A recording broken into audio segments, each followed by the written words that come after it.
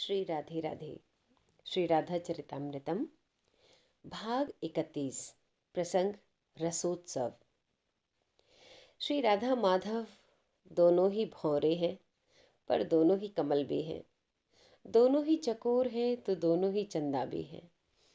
दोनों ही प्रेम है तो दोनों ही प्रेम सिंधु भी हैं। सृष्टि के आदि अंत तक एक दूसरे को देखते रहने पर भी इनका अभी तक अच्छे से परिचय भी नहीं हुआ है।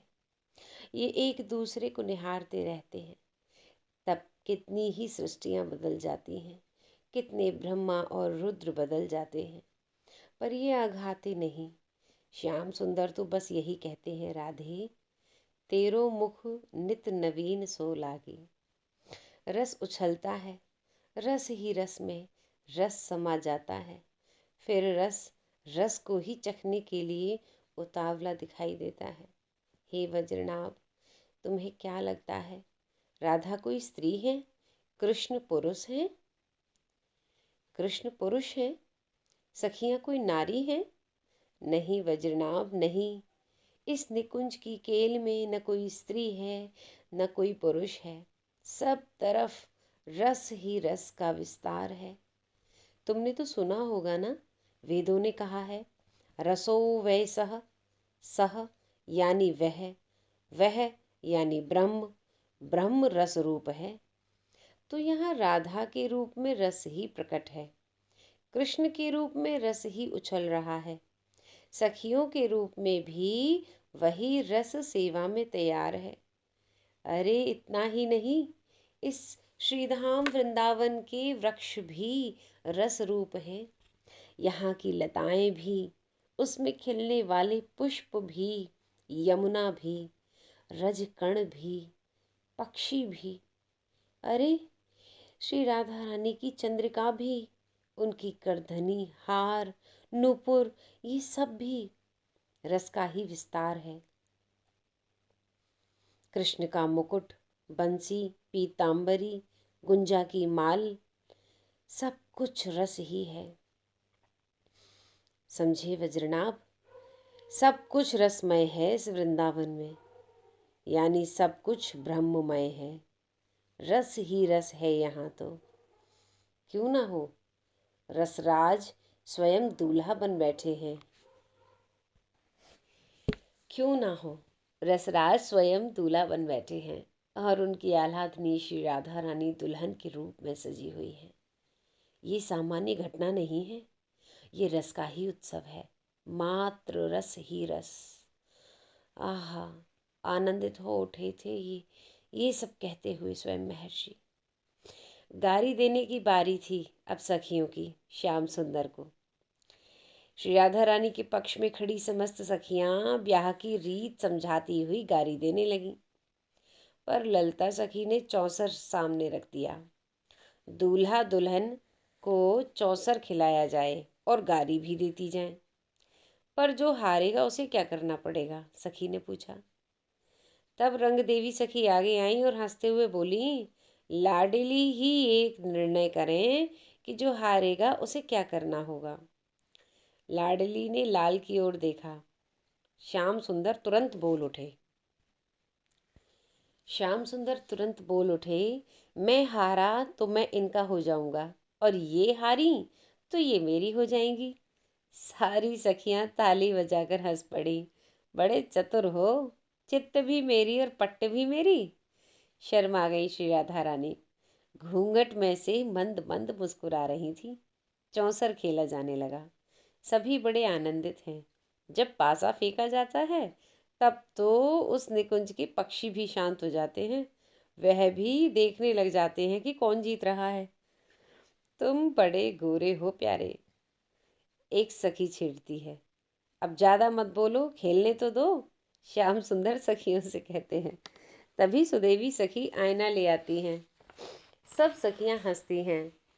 हमारी बात का भरोसा नहीं है, स्वयं ही देख लो, आईना दिखाती है सुदेवी। श्याम सुंदर को क्यों छेड़ रही हो तुम लोग? श्री राधा रानी जब देखती हैं कि श्याम सुंदर कुछ परेशान से हो रहे हैं, तब सखियों से कहती हैं, आज के दिन आप कुछ मत कहो लाडली, हमें यही दिन तो मिला है। श्री जी अब कुछ नहीं कहती। सखियों का ये अधिकार है आज तो। देखो कितने गोरे हो आप श्याम सुंदर। आईना फिर दिखा दिया। श्याम सुंदर ने आईना देखा, फिर पासा फेंक कर चौसर खेलने लगे। क्या हुआ, गोरे नहीं हो? नहीं नहीं प्यारे, आप तो गोरे ही हो। अरे काला तो हमने तुम्हें बना दिया है, ये हमारा दोष है। आपका क्या दोष? चौसर रोक दिया। हंसी फूट पड़ी थी श्री जी की भी। कैसे? धीरे से वे भी बोली। हम आंखों में कजरा लगाती हैं ना, और इन्हें ही रात दिन देखती रहती हैं, बस इसी से ये काले हो गए। इस बात पर तो श्याम सुंदर भी हंस पड़े। श्री जी भी हंसी। सखियां तो हंस ही रही थीं और पक्षी भी सब हंस पड़े। चौसर खेलना फिर शुरू हुआ। सखियां गारी दे रही हैं, तभी श्याम सुंदर हार गए। हारना ही था, यही तो श्रृंगार रस का नियम है। नायक जब नायिका से हारता है, तभी श्रृंगार रस पुष्ट होता है। सिर झुकाए बैठे हैं अब श्याम सुंदर। हम तो अब इनके हो गए। श्री जी की ओर देखते हुए बोले। श्याम सुंदर इससे ज्यादा और क्या कहते। नहीं नहीं, ऐसा कहने से काम नहीं चलेगा। सखियां एकजुट होकर बोली। तो क्या करना पड़ेगा हमें? धीरे से बोले थे श्याम सुंदर। सब सखियां आपस में कानाफूसी करने लगीं। उन सखियों की बातें सुनने के लिए तोता, मैना, कोयल ये सब भी पास में ही आ गई थी। हाँ यही ठीक है। ललिता सखी गई और एक चांदी की थाल रेशमी वस्त्र से ढककर ले आई। ये हमारी प्यारी जू की कुलदेवी हैं, इन्हें प्रणाम करो लाल। पर हम तो सब जानते हैं, इनकी जितनी कुलदेवी हैं उन सबसे हमारा पुराना परिचय है। नहीं नहीं, ललिता सखी को कहना नहीं आया। ये आपकी कुलदेवी हैं, हमारी नहीं। आपकी, आपके नंद बाबा के कुल की देवी हैं। आप प्रणाम करो अब। पर श्याम सुंदर कुछ कहते कि उससे पहले ही सखियों ने कहा, आप हारे हो, इसलिए आपको ये बात माननी ही पड़ेगी। इनको प्रणाम करो। श्याम सुंदर ने बड़े प्रेम से सिर झुकाकर जैसे ही प्रणाम किया, वहां तो पादुका श्री जी की थी, मस्तक श्याम सुंदर का। श्री जी की पादुका में नवा। सखियां हंस पड़ी, तालियां बज उठी। श्री जी आगे बढ़ी और बड़े प्रेम से प्राण धन को हृदय से लगा लिया। क्या गारी दें तुम्हें प्यारे, तुम्हारी ये छवि, तुम्हारे ऊपर पानी वार कर हम पीती हैं, ताकि तुम्हें नजर न लगे। नजर न लगे इस जोड़ी को, नजर न लगे। सखियां भावुक हो उठी। अरे पगलियो, थोड़ा इन युगल पर कुछ तो तरस खाओ। देखो इनके मुख चंद्र कैसे हो रहे हैं, इनका मुख कुम्हला रहा है। इनको अब कुछ खिलाओ चलो। हे वज्रनाभ, सखियां नाना प्रकार के पकवान, मिष्ठान, सूप, ओदन, सुंदर सुंदर शताधिक थालियों में नाना व्यंजन सजाकर रख देती हैं और सब हंसती हुई गीत गाने लगीं। श्याम सुंदर पहले श्री जी को खिलाते हैं, फिर उनका उच्छिष्ट स्वयं पाते हैं। हे वज्रनाभ, इस रस को समझना बुद्धि से संभव नहीं है।